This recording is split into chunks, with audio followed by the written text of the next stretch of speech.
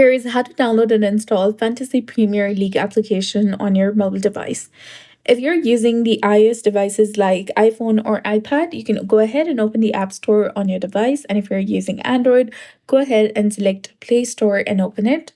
Now go to the search bar and search for FPL or Fantasy Premier League. Once you find it, click on it and select the install icon or the button.